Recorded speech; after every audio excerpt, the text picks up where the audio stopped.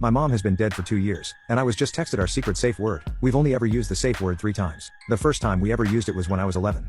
My parents were divorced due to my abusive father, and I was going over to see him for the first time in a few weeks. One thing led to another, then he began to drink a lot. I just wasn't comfortable. He threw around the bottles and one of them shattered on the floor. He insisted that I stay with him on the couch. That's when I decided to text my mom. Our safe word was 2 punctuations. If I used 2 of any punctuation at the end, that meant I needed help or wanted to leave but didn't want a person near me to know. Hey mom. Hey, your uncle just called and I might need to come get you. Can you tell your father that you have to leave? Do I have to? Yes, please pack up. That way I saved face and could blame my mom. I did use it from time to time, but it was rare. I knew I always had that safety net growing up though. I was pretty safe in the area we lived in. It was a small town on the outskirts of a college town and I was advanced for my age, so most of my friends were the kids my mom was always around with the shelters, and they were pretty laid back kids for the most part. I didn't hang out with any rebellious kids and never really did anything stupid enough to be noted until college. When I started college 2 years early, I realized really quickly how safe my little town was. I was graduating early and only 16, but the college I went to was the one right next to our town and I could live at home and drive to campus and such. I had gotten drunk a small handful of times, but my friends and I were always safe and didn't drive. My first frat party was a lot. I'd never seen so many drunk people doing such crazy stuff. It was exhilarating but also really overwhelming. I ended up finding a quiet corner with a few people chilling. I struck up a conversation with a cute guy and he offered to get me a drink. I know, dumb naive girl. I didn't think twice and drank the drink. About 10 minutes later, I started feeling really strange and went to the bathroom. I had my phone in my hand while I heard the guy knocking on the door, but I could barely see my screen as I texted my mom. I'm on Ratford Street. Can I stay a little past curfew? Absolutely not. I'm coming to pick you up right now, young lady. It was all I could see to press in my rapidly blurring state before the guy managed to get the door open and help me out of the bathroom. He checked my phone, saw the messages to my mom, and with a snide huff, called me a worthless baby, kicked me in the thigh, and left me sitting in the hallway alone. I know for a fact my mom got me out of a horrible situation that night. Part of our safe word was if we included an address. It was an emergency. An address meant danger. She had burned that into my memory. Know the address, write it down, copy it as a memo on your phone, anything. So, I memorized addresses before I went to parties and she saved me that night. She didn't get mad when I was drinking or somewhere she had warned me against going. She was just so worried about me and wanted me to be okay. That night, she took me to the hospital and they put me on saline and something else to help flush the drug from my system. I just remember mom sitting by my bed, looking relieved but still worried. I didn't realize how dangerous that situation could have gotten, but she did.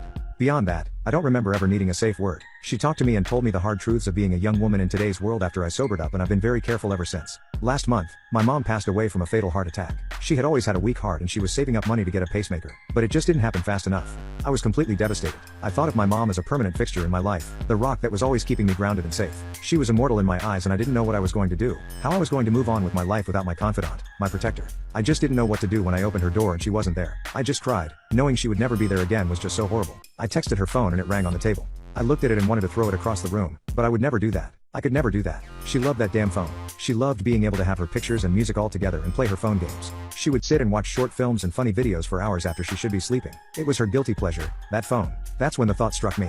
I remember the funeral director told me I could place items in her casket that were important to her, and I decided then and there I would clone her phone on my computer to save all her data and pictures, and I would give her her phone. I love the idea of her playing her phone games and laughing at videos in the afterlife. The thought made me smile and took a sliver of the grief away. I knew it was silly and I didn't know how long her cell bill would be paid for, but I just couldn't stop thinking about how fitting it would be. She always joked about coming back to haunt me just to play her games and watch videos, so why not give her something to tie her over until she sorted out how to haunt me to get her fix.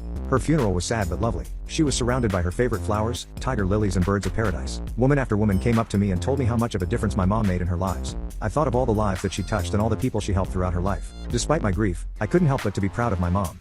I'm proud to be her daughter. Getting home after the wake and more condolences, I finally sat down on mom's couch and turned my ringer on for the first time since I left for the funeral. Immediately, I got a missed text notification. It was from my mom. I love you too. I stared at my phone. The text I had sent her the day she died was the right before it, so I knew it wasn't a spoof number. I thought for a minute that this was some prank, but I couldn't figure out who would do something like this. It had double punctuation. Nobody knew about that except me and her. I decided to assume it was a well-meaning friend of my mom, so maybe shared her number. I responded, please don't text me from this number. This is my mom's number and she just passed away.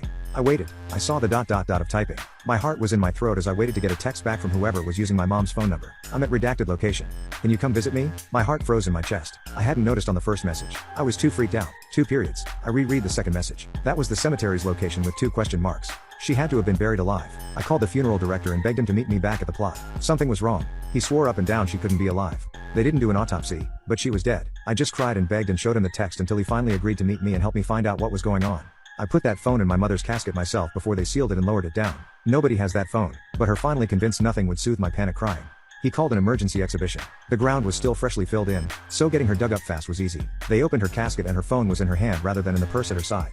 I put in there with her on her screen was an unsent message to me. That was the day they found the first body.